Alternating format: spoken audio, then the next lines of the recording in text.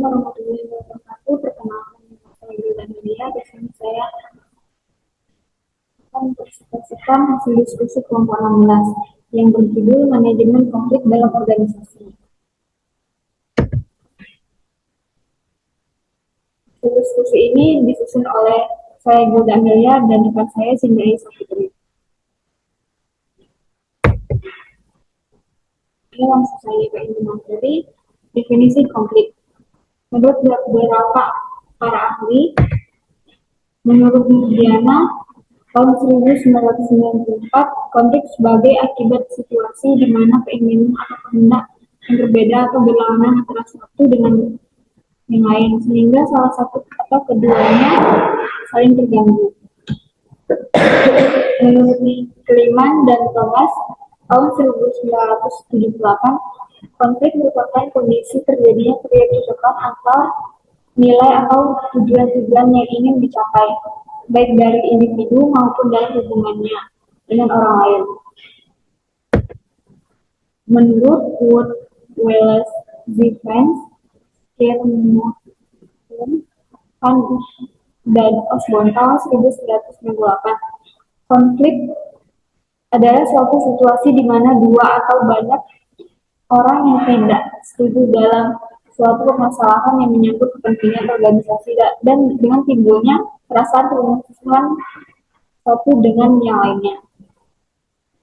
Menurut Stoner, konflik organisasi adalah mencakup ketidaksepakatan soal alokasi sumber daya yang langka atau perselisihan soal tujuan, status, nilai, persepsi, atau kepribadian. Menurut Daniel Webster, persaingan atau pertentangan antara pihak-pihak yang tidak cocok satu sama lain. Jadi kita dapat mendefinisikan konflik sebagai sebuah proses yang dimulai ketika suatu pihak memiliki persepsi bahwa pihak lain telah mempengaruhi secara negatif suatu yang menjadi kepedulian atau kepentingan pihak pertama. Dilanjutkan oleh rekan saya Cindy Aisa Putri. Menurut James A. F. Stoner dan Charles Winkel, ada 5 jenis konflik. Yang pertama, konflik intrapersonal, konflik seseorang dengan dirinya sendiri. Yang kedua, konflik interpersonal, pertentangan antara seseorang dengan orang lain karena pertentangan kepentingan atau keinginan. Yang ketiga, konflik antara organisasi. Dalam bidang ekonomi, di mana Amerika Serikat dan negara-negara lain dianggap sebagai bentuk konflik, dan konflik ini biasanya disebut dengan persaingan. 4. Konflik antara individu dan kelompok, berhubungan dengan cara individu menghadapi tekanan-tekanan untuk mencapai konformitas yang ditekankan kepada mereka oleh kelompok kerja mereka. Dan yang terakhir, konflik antara kelompok dalam organisasi yang sama. Konflik ini merupakan tipe konflik yang banyak terjadi di dalam organisasi-organisasi. Konflik antar lini dan staf, pekerja dan pekerja manajemen merupakan dua macam bidang konflik antar kelompok. Jadinya konflik, perbedaan pendapat. Konflik dapat terjadi karena perbedaan pendapat, di mana masing-masing pihak merasa dirinya lah yang paling benar. Yang kedua, salah paham. Yang ketiga, salah satu atau kedua belah pihak merasa dirugikan. Tindakan salah satu ini mungkin dianggap merugikan yang lain atau masing-masing merasa dirugikan oleh pihak lain.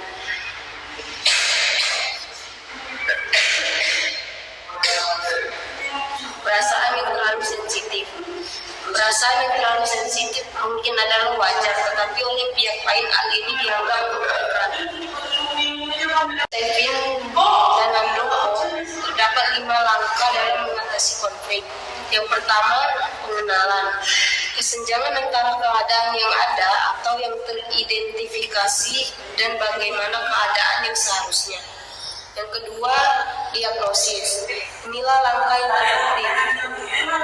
Metode yang benar dan telah diuji mengenai siapa, apa, mengapa, di mana, dan bagaimana berhasil dengan sempurna. Yang ketiga, menyepakati suatu solusi. Kumpulkanlah masukan mengenai jalan keluar yang memungkinkan bagi orang-orang terlibat di dalamnya. Pelaksanaan. Ingatlah bahwa akan selalu ada keuntungan dan kerugian.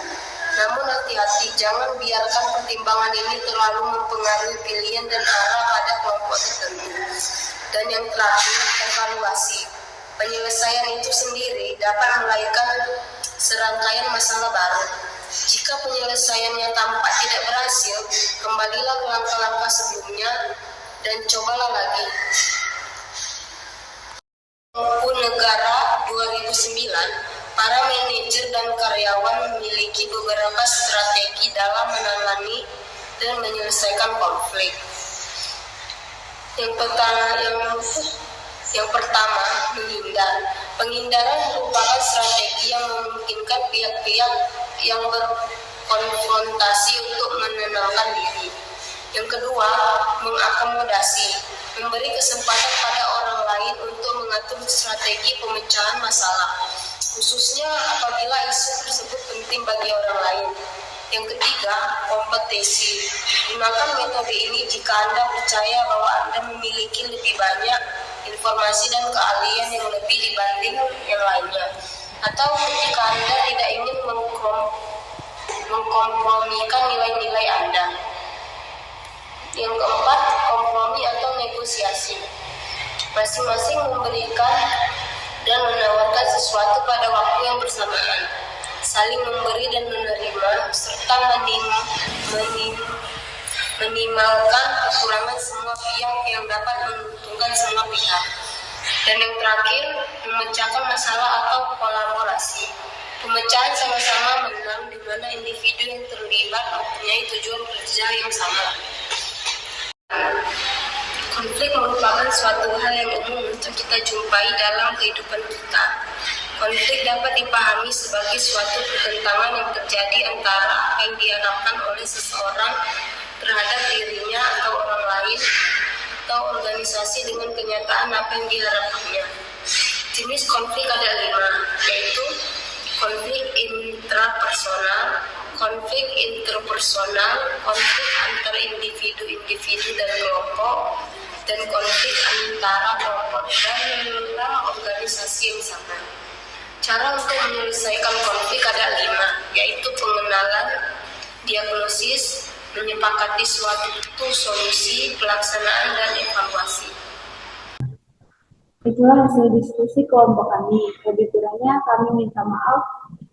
Wassalamualaikum warahmatullahi wabarakatuh.